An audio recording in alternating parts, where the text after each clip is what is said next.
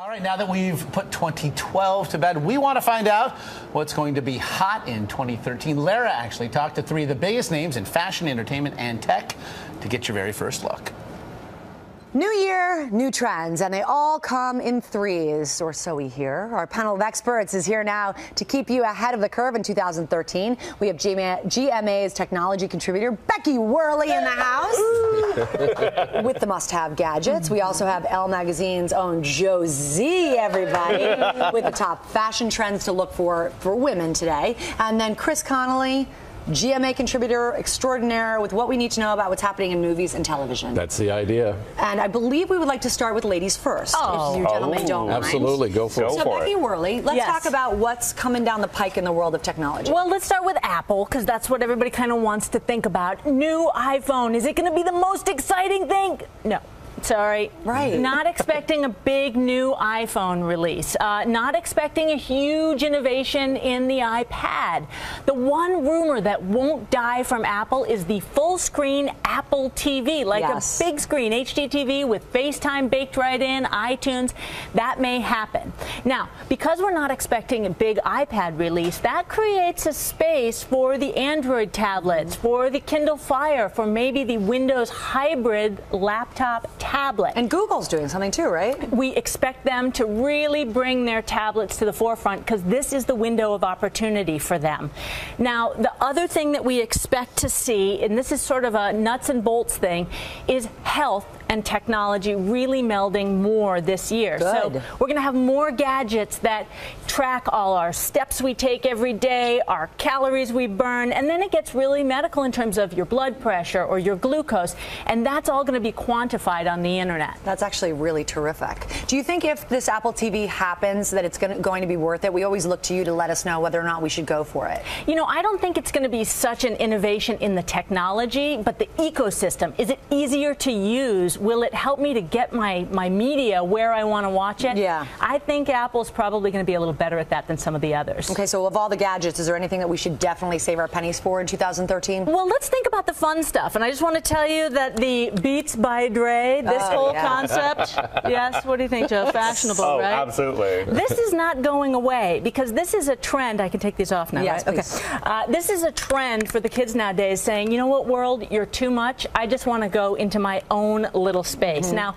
I also want to talk about gaming, because we saw the Wii U come out this year, and there's rumor that we'll see a new Xbox this year. Is it going to be the Xbox 720? Hard to know. And my final fun thing, cars. Many people buy their car based on how the cup holder works. Do they really like it? Honestly, that is important. But now it's, how does it work with my phone? Is it like a tablet on the screen? Is it going to play my music? So we're going to see that really happening as cars evolve. Okay, eyes on the roads, people. Yes. Okay. Chris Connolly, let's talk about TV. TV, movies, you go first. You tell me what you want me to know about 2013. We saw some good ones in 12. Where are we heading? Well, let's talk about movies first. How about The Lone Ranger, which comes out in July? You know, right now we're in serious cinema. We've got some mindless entertainment on the way. Anytime Johnny Depp can float his idiosyncratic self on top of an adventure story, everybody has a lot of fun, and Jerry Bruckheimer knows how to make that happen. Only Johnny can rock that crow. That's right. He plays Tonto Army Hammer as the best man, and they should have a lot of fun come July, I would imagine. This is a movie that had to happen. The Heat, coming in April. This is Sandra Bullock as a straight-laced FBI agent, Melissa McCarthy as a Boston cop. It's like Rizzoli and Isles on a whole bunch of Jell-O shots. Did I just see Damian Bashir? I don't know how it can miss. It's from the director of Bridesmaids, so you know it's going to be raucous, wild fun. So it's funny. How can it not be? Right. That'll be coming for April. And then World War Z, as Brad Pitt takes on a zombie apocalypse. How much fun could that be? Now, this is a somewhat fraught production. They've had to work on the end of the movie a fair amount. A lot of people who love the original graphic novel are objecting to the changes, but it could be really exciting. Brad actually sees this as a possibly socially conscious film, along with being a huge action extravaganza. How so? What's his thought? Well, I think he feels like it's a way to kind of look at all the problems in society. It's like a Trojan horse, he says, to discuss everything that's wrong. So big action, social conscience, Brad saving his family. We'll see how it all works out. And then in TV? Well, there's a lot going, right? Man does not live by Homeland alone, does he? Nor woman either. We've got Downton Abbey season 3 coming up on the 6th of the month. month. It's going to be a lot of fun. This is a show that like backed into being a series, right? It was a mini series first. Now here we already are on season 3, so people are really jacked for that. And then later on in the month, this is something a little unusual, a kind of prequel to Sex and the City. It's called The Carrie Diaries. It's going to be on the CW. And this is Carrie Bradshaw back in high school in 1984. So crazy there, too. And that's getting some good buzz. It's going to be the replacement for sort of Gossip Girl. Absolutely right. Which gets me to fashion. Nice segue there. Fashion. And Elle Magazine's own Josie, you are the man I rely on to tell me what not to wear. So let's talk about what to wear in 2013. Okay, well, these are the great trends that I really saw on the runway. But the great thing is they're going to translate across the board at every price range and really just accessible in every possible place. Okay. So the biggest thing we saw, we did see a lot of color blocking in previous seasons. I love black and white.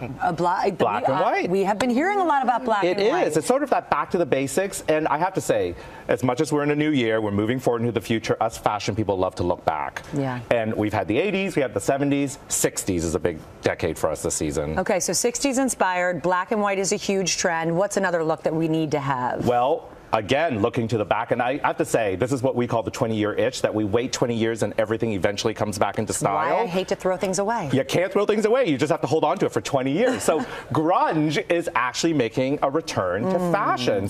But this is what we call new grunge. So it's not quite as dirty. It's not quite Kurt Cobain. It's a bit more polished than that, but it is about that sort of Courtney Love redone, a little bit more loose, a bit more comfortable, a flat shoe. We're seeing a flat shoe again. So all of these looks are really accessible in a different way. You just let out a huge sigh. I'm so happy to hear the flats are in. They are. All right, and one more trend, and I just think this is beautiful. This is so beautiful. Lace. And, you know, it's not a wedding lace. It's not your delicate lace, but it is very feminine, but it's toughened up a bit. And, you know, this is a great thing that you can wear this under a jacket, under a cardigan, or it can even be a pair of tights.